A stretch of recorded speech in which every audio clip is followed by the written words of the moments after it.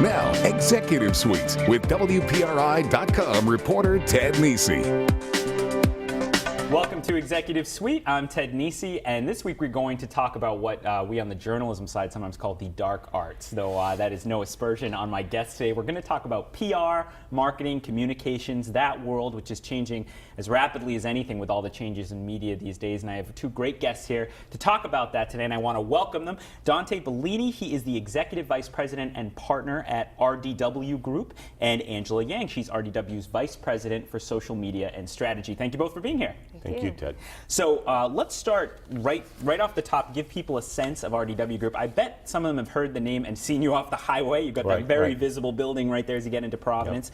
Yep. Dante, we'll start with you since you've been at this or its predecessor company your whole career now. Right. Tell me about the company, its evolution, what it does today. Sure. RDW Group, we're about 70 people. We have our headquarters in Providence, Rhode Island. We have an office in Boston, which is our iFactory division, which is our web interactive division.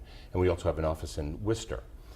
We really started as a public affairs shop a long time ago, and that has morphed over the years to be a fully integrated ad communications firm. So we have everything under one roof, everything from advertising, public relations, interactive, crisis communications, all of the arts, all of the disciplines that are necessary. So we have grown substantially over the years, and a lot of our business is regional and national. So while we do have, good local clients and representation, a lot of our work is beyond the borders of Rhode Island. And Dante, you started at the firm. It became part of RDW, but Fern Hanaway, That's right? correct. In the late 1970s, not to date you or anything. That's correct. But how much is this company and what you do different from when you got into 1978, or even in the late 90s when the merger happened? It's vastly different. In fact, in 1980, 81, all the way through 84 and 85, I used to come right to this building, and overnight when 11 o'clock news was over, we used to use the studio, use the edit suite, and create industrial videos.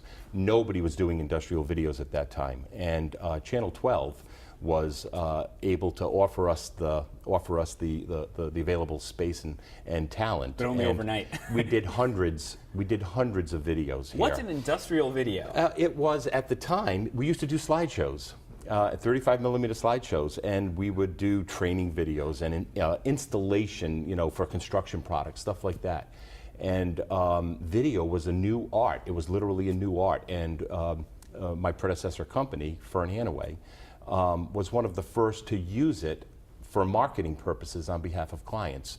And I was sort of the leader of that division.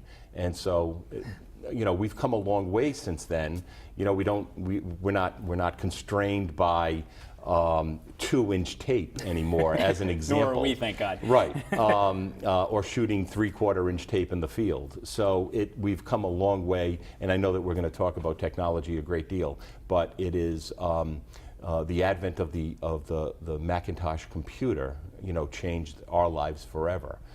Where you had a week to produce an ad or a brochure, now you literally have minutes, and when you produce it, that is the final, because it doesn't look like a layout anymore. So there's lots of things like that. It's changed dramatically. And I think, Angela, your job, I think people will be fascinated by. Again, your title is, where is it on my sheet here? I want to get exactly right. Vice President for Social Media and Strategy. Yes. So people can think, she does Facebook for a living. But what does that actually entail? And tell me about, I remember Facebook coming around in 04 when I was in college.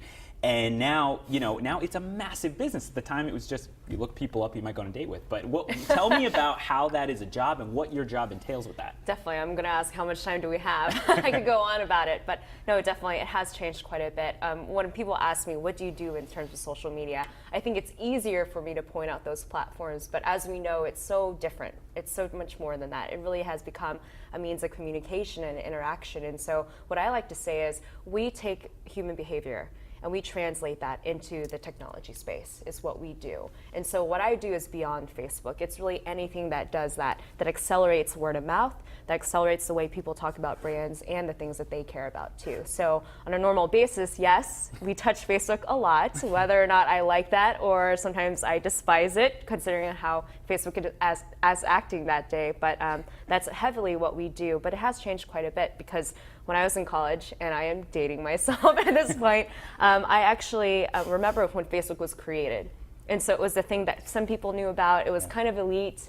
You had to be in college to get it. .edu to get an Exactly. username. Yep. And it took me a while because I was one of those people that thought, I don't want to be a part of this. I'm not going to jump on the bandwagon. How ironic. Yeah, I know. And then finally I decided, yes, I'm gonna do it. So Facebook and social media has evolved dramatically. Now, It's hard for people to understand that there is this underlayment of knowledge that's necessary to provide a social platform. because people It's assume you incredible. just load up Facebook or Twitter Exactly. and you do it. But Yeah. and one thing I want to ask you, Angela, is you see companies screw up on social media sometimes, brands and things. And how do you, I mean, how much risk do you find, or how much do you spend time thinking about, this will go viral because it's kind of edgy, or it's interesting, or it's kind of sarcastic, but is that the voice this company, this brand wants to put out there, and could it ricochet somehow badly Yes. against? I remember SpaghettiOs did like a Pearl Harbor Day memorial thing with a flag, and it seemed like a lot of people were mocking it and weren't pleased with that. Example, yes. What do you think of that?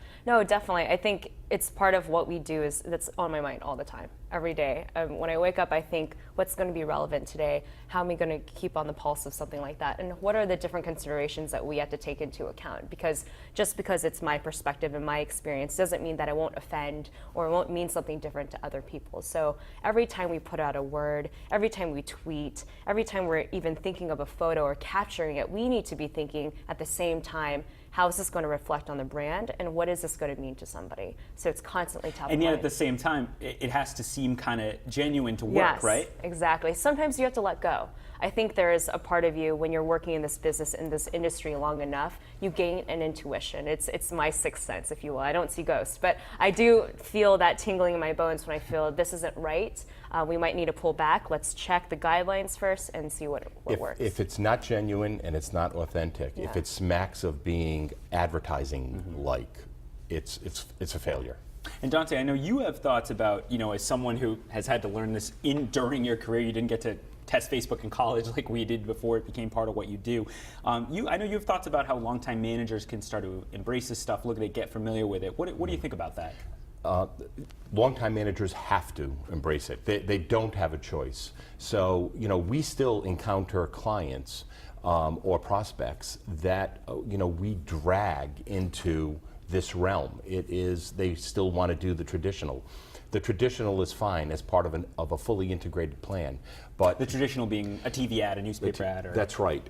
In this building, you people aren't just selling TV time. You're selling your digital assets as well, and you're trying for them to be cross-operational and cross-promotional. So it is imperative that you embrace the technology, embrace the social platforms, and do your best. Do your best to understand them and hire the right people. And it's not enough anymore, and I know we'll talk about this as well, it's not enough anymore just to hire the people on the creative side.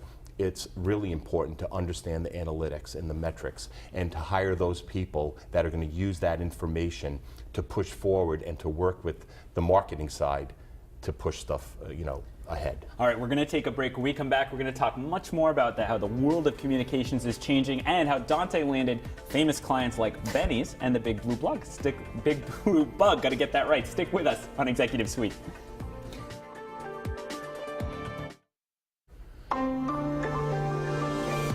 Welcome back to Executive Suite. I'm Ted Nisi. My guest this week, we're talking about the always rapidly changing world of communications and how that impacts businesses and how people like these folks help companies deal with that. And we're talking to Dante Bellini. He's Executive Vice President and Partner at RDW Group, a familiar face in the Rhode Island media world. And Angela Yang, she's RDW's Vice President for Social Media and Strategy. And Dante, you brought up just before we went into the break, analytics, and I remember talking to you folks sometime in the last year about how vital that is and what a change it is. And I'll start with you, actually, Angela, because I know that must flow a lot into your thing. But first, how important is analytics to doing good communications from your view? And is that a new thing for the world of marketing, communications, PR? I don't think it's a new thing. I think it's an evolving thing. I think it's definitely more sophisticated than it's ever been before, and it's imperative to what we do. It's crucial. Regardless of how small or how large that campaign is, we need to be measuring from start to finish how we're performing so we can change in between and be able to optimize what we're doing in terms of communications. And specifically what I do, I can't speak necessarily for his expertise. But for social media, it's important in terms of the way we're crafting how we're speaking to our stakeholders, the content that we're sending out there, and also the relevancy of what we're saying too. So I think from a standpoint of not only measuring our performance, but also tapping into the pulse of what our consumers are saying. It's important, and we can't live without it. Well, let me give you a real example. So if we're doing an online campaign for Cornell or for Wharton in China, as an example, and we have 5 different approaches, so we have, we're testing different approaches, we can in real time know which approach is working, so we can revise the creative accordingly, so we can put the one with more drag, give that Actually, more I think frequency. the Huffington Post does the A/B testing, where they put it out with 2 headlines, see which one pops, and they make that everybody. In our case, it may be A, B, C, D, E, F. Yeah. And we want to maximize the effectiveness of the campaign and also be as efficient as we can with the client's money. And go ahead, Andrew. No, I was going to say is that because it's evolved so much, now that we have the tools at hand, it's the nimbleness of it, the flexibility of it. I think people that sit there and say, oh, we're going to measure it, but not do anything until the very end, they've already been behind. Wait, and when you say measure it, I mean, what do you actually, is it just like, for Facebook as a typical example, is it just likes? Is it how much it gets shared, or is it dependent on the campaign? I mean, what do you actually count? Sure, it's dependent on the campaign. So likes is just one component of it. It's such a small component of it as well. Before that was what it was all about. But really, what we do is we think backwards, right? We think about the goal in mind. What do we actually need to achieve? And then where and what sort of results are going to be garnered from platforms, let's say a Facebook in the world or Twitter. And then we bring that into play and we combine that to figure out, okay, so how does this affect the final overall goal? So not only just the likes, but we also think about the sentiment. So that's very important as well. So not only are people talking about you, but how are they talking about you? And also who. Influence is big, as you might know, because to me, I would classify you as an influencer. So I'd want you to be talking Those about poor influenced people, yeah. So there's that too. How much do you also have to watch or have a discussion about when a platform has suddenly risen to the point that it's something you have to include in your plans? Like I think of like Pinterest, which I hadn't heard of for a long time, and it suddenly seemed like all these, primarily women that I knew, were using it a lot, maybe more than Facebook in some cases. Definitely. There's kind of this threshold, as I like to say. There's never a silver bullet in terms of knowing when a platform is ripe enough to actually tap from a marketing standpoint. I think it does rally up to the goals. I think if you want that awareness, then we have to think about social media as a media. Just like you would think about circulation or viewership, we have to think about how many people from our target audience are actually utilizing that platform. If not many, and your goal is awareness, then maybe we don't want to go there. But if it's a niche audience, let's say if it is Pinterest, if it is females that you want to reach, then yes, it should be where our people are, we should be targeting. But to be clear, Ted, that we're about lead generation and ultimately conversion. We want people to convert. For people who don't know at home, what's lead generation? Lead generation is getting people to be interested in your product or your service. So the acquisition of you as a consumer. And then we want to convert them to hopefully apply for whatever we're doing or buy whatever we're selling. So that's what we do, and the back end of that is understanding the human values, giving those values meaning. So it is a lot about what the context is, so we can provide the content. It sounds like you're also alluding to the risk that you do social media campaign, let's say, that gets attention, but in the end does nothing for the client that moves the needle. Right, and it's not just social media. So we're not just talking about, we're talking about all online media, we're talking about all mainstream media. It's all still necessary. The mainstream helps push the social pushes the mainstream. A Super Bowl is a perfect example of that. What happens at the end of every 30-second Super Bowl spot? Where does it lead you? A lot of times you tweet about it, maybe. It leads you to the website or the Facebook page. Why does it lead you there? So then it can become individual. Yeah. You know.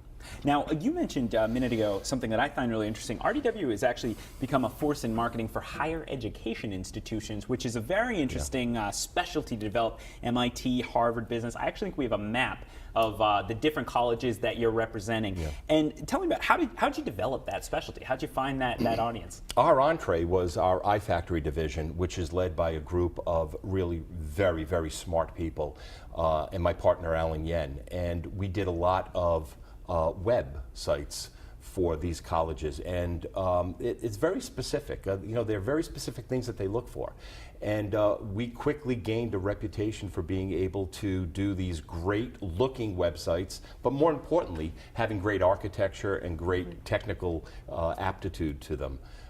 So that became that entree for us, and slowly but surely, it became a more integrated approach. We were offering traditional services, brand building for colleges. So we have we're very proud that we have higher ed facilities and institutions like Stanford and Wharton and Cornell and Darden and U Chicago. We have so many, and it's really interesting because in many industries, the conflict would be something that would preclude us from handling one or the other. In our case, it's been they want to work with us, so we're blessed. They want the subject matter expertise. Yeah. All right, we're going to take a break. When we come back, we're going to talk more about RDW's work with higher education institutions, and we're going to definitely talk about Benny. Stick with us on Executive Suite.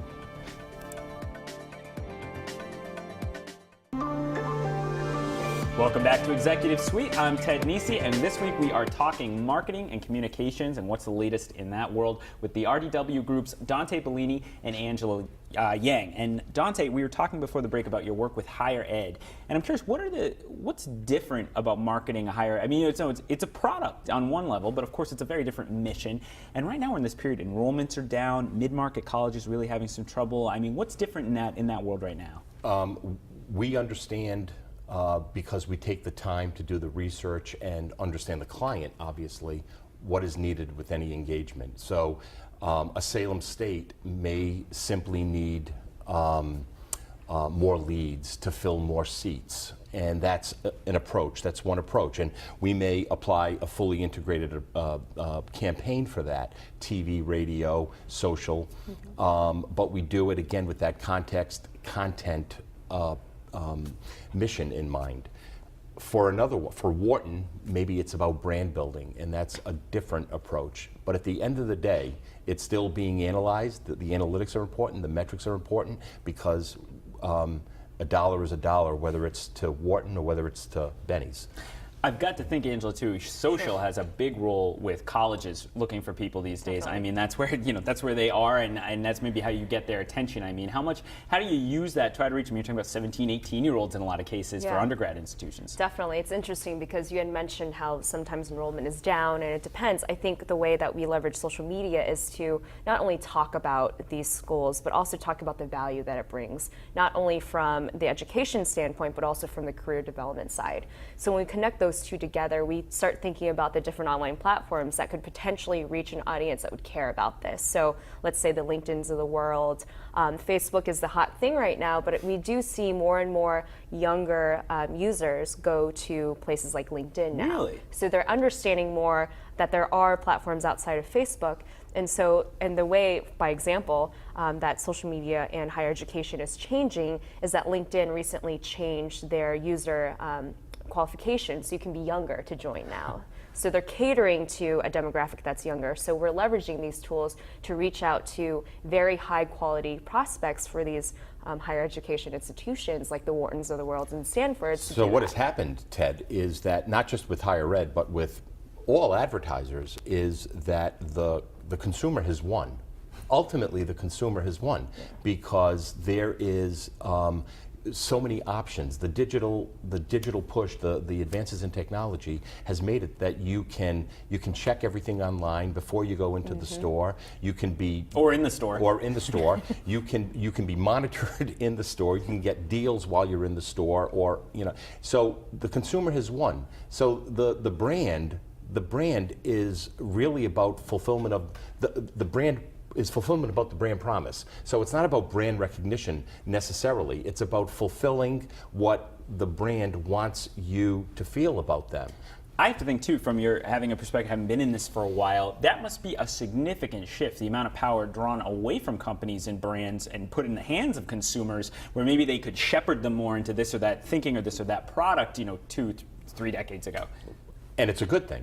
And it's a good thing. Do you really think it's a good thing? Absolutely. But as an ad man, do you think it is? As a marketing guy, yeah? It makes us work harder and smarter, and it makes the output much, much better. We've never done better creative than we have been doing every new day. You know, it's great to get up in the morning and see the creative that's coming out of our shop for our clients. And you just mentioned Benny's, and I've been teasing it. We have to talk about Benny's. You have Benny's, you have the Big Blue Bug, you have Providence Place Malls, a bunch of these very famous names and iconic names. The Mall Younger, of course, in Rhode Island. How'd you end up acquiring so many of those kind of clients? It's the benefit of the curse of being old, Yeah. I guess. Well, I'm not quite sure, but you know, many of them we've been together for a long time, and hopefully we do a good job for them. Benny's is an example for the rest of the world as to how to run a successful retail operation. Because people are stunned Benny's has been able to survive with the onslaught of Walmart and Target and so many other stores 32 stores that are run well by a family, and they have never strayed, not once in their 90 years, from their mission. But I've been fortunate. I've worked with Darryl Ross Simons, you know, the Bromberg family, Jeff Jacober. I've been really very, very fortunate. The Goldman family at the Big Blue Bug, and these are people that truly, truly care about their customers, and that is, it's really full circle, because where we are today in the marketing paradigm is about caring about the customer and making that customer be compelled by the stories we're telling. And those stories better be positive, because there can be negative stories too.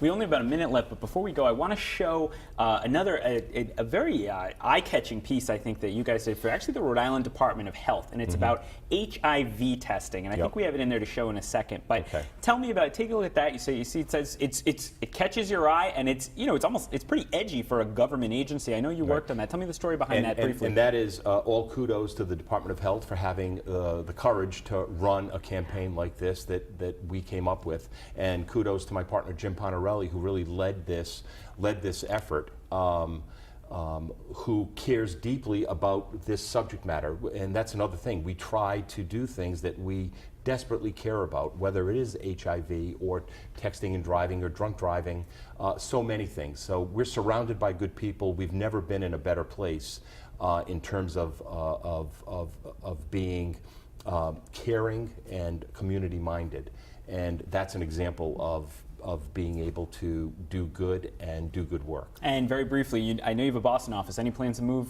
the headquarters out of Providence? No. No, staying around. That's right. All right, we always check that on Executive Suite. Great. Well, Are we? Are we? No. No, okay. So maybe you didn't tell me yet. All right, that's all the time we have. Thank you so much, Dante and Angela Yang, for being with me this week. If you missed any of this episode or any other episode of Executive Suite, you can catch all of those on our website. Be sure to tune in next week. My guest will be Tim Hebert of Atrion Networking Corporation. We're going to go to the other side of technology, from the social media side, next week. And that's all for this week. We'll see you back here right next weekend on Executive Suite.